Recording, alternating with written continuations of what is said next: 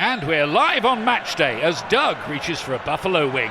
He's got it! Oh, and he's gone for a can of Pepsi too! What a finish! There's no doubt about it. It just tastes better. Match days deserve Pepsi. Listen, all you New Yorkers. Taxi! Okay, man, we're looking around. This is the 77 WABC minicast. Well, guess what? America, United States, has hit Iran again.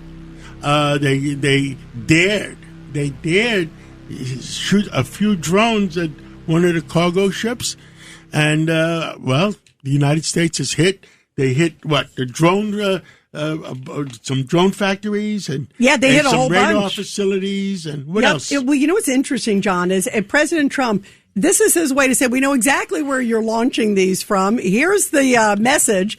And so yesterday, Iran hit this Singapore cargo ship. 4 drones, 3 were taken out, 1 hit the ship and apparently caused a lot of damage. And President Trump said, okay, this is a violation of the ceasefire, obviously. And so he hit today, just a few minutes ago. They struck Iranian missile and drone storage locations and also radar sites that were used, obviously, on this attack, clearly sending a message to the IRGC. Don't mess with the U.S., John. Trump means business, and at a certain point, I think he has to hit some of those IRGC, yeah. I agree. And, John, to me, I'm curious, when is he going to hit some of those headquarters tied to the IRGC? Because clearly they're trying to sabotage this deal. And President Trump recognizes that they're going to continue being a nuisance. It's this back and forth. What's interesting is President Trump came out with a message today and said this is a foolish violation of the ceasefire. Like this is a nuisance, but we're not going to allow a nuisance. I'm not sure they have control over it. Yeah, that's the question. You're right. There's so many players. There's got to be multi-players involved. And it's like if the United States had 50 governors that were running the country. Oh, my goodness. Could you imagine 50 governors running the country? Well, that's what's going on right now in Iran. Yeah, Governor Patterson said he could imagine 50 governors. Yeah, absolutely. You think Governor Newsom would attack? As long as he listened to me, it would work. What about Governor Walz in Minnesota? What would he do? No comment. And that's called chaos. Trump made a lot of statements during the week. Yeah, and today, actually, he spoke at the Faith and Freedom Coalition. And one of the things he said, I am praying for America, guys, with everything that's happening with socialism. And he talked about the spread of socialism and how it really is a cancer, not just in New York, but elsewhere, also around the country.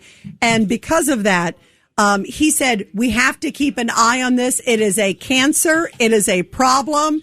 And we cannot allow it to fester. And he said, everybody, you got to get out and vote. Your thoughts about that, Governor Patterson? Because look at what happened this week. Look at what happened this week with the case of Daria Lisa Chevalier, who was up against Adriano Espaillat. She won with 2,300 votes. So if people had gotten out and vote, we could have a different deal than a woman who says you should abolish ICE and abolish the police, John. I mean, it all comes down to numbers. The Pentagon and wants the destruction of Western civilization. She's a real winner.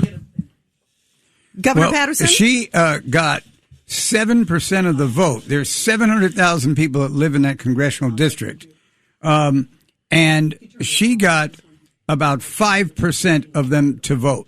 There were other people who voted for others.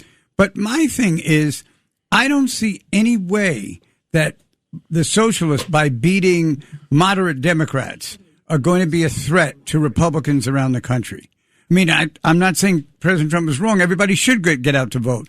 But find me a socialist that comes even close to Republican in November, and I'll take back what I said. The problem, Governor, is that they're going to jam up governing. They're going to jam up the House, and they're going to make it more difficult to pass meaningful legislation that protects and defends this country and helps the American people. They go out there, and they're not there to accomplish good things. They're there to send an ideological message to undermine this country, and they're not going to help govern effectively. And That's you know the problem I see, you That's guys. their intent. When it happens, Judge, call me. All right, well, I'll call you right now, okay? Because and here's the reason why. Hakeem Jeffries today, you would have thought it was like there was a fly on the wall when he was asked a question. They're afraid of them. That's the problem, that they are so ideologically crazy that the common sense ones are being devoured by them, and they're afraid to stand up to them. So that's the problem. Rita, I agree with you. They are afraid to stand up to them. I don't know why he's so afraid of anything, because under his leadership, they haven't gotten anywhere, and they are open to that kind of takeover from the socialists. I'm just saying that if the socialists win these races, and now they're taking on the Republicans, they won't stand a chance. Well, and I agree that is a problem, and that's a problem for the Democratic Party. It's a problem for America, too. President Trump said something else about the rent freeze that were going on in New York. Yes, he said that this is so dangerous, and he took Mayor Mondani to task. He said what the mayor doesn't say is that these buildings will soon turn into ghettos and slums, and that everybody will continue leaving New York. Of course, because this is a deliberate, calculated effort. And explain what happened to that, because the big vote that happened, it looked like the fix was in. You had the Rent Guidelines Board. It was packed by Mondami loyalists. One of the people who represented the landlords withdrew, resigned. She wasn't part of this sham. It was predetermined. They never calculated the real cost to the landlords, which makes it a violation of their obligation under the law. They're supposed to talk about what the costs are to landlords, give them a reasonable return so they can maintain the buildings. How are landlords supposed to pay the insurance, the employees, the maintenance of the building? How are they supposed to do that? Their real property taxes? They can't. So what's going to happen is, and they're going to be fined for not maintaining. So then Mondami has another gambit, bad landlord group, and they're going to assess fines when they can't pay the fines or it's deemed a bad landlord. Under this attempt, they're going to seize private property and take over the property, which is the communized private property here in New York. If Mondami was serious about a landlord that was awful, take a look at public housing in New York. Clean that up first, Mr. Mayor. Leave the small property owners alone. This is an awful thing. It's unconstitutional. It's a violation of Fifth Amendment due process, and it should be turned over immediately by the courts. So here's the question. It looks like clearly politics played a role versus the facts, right? Absolutely, Rita. Couldn't have said it better. All right. So Governor Patterson, Democrat, your thoughts? My thoughts are that they left themselves open to a lawsuit, and a lot of this could be rescinded. And what happens to New York if you drive these people further out? There's already like a caravan of people leaving, and with the policies now, you've got 3 socialists coming in, and then you've got this. And by the way, it's 2 years too. It's a 2-year rent freeze. Remember too that he put in, which is unusual too.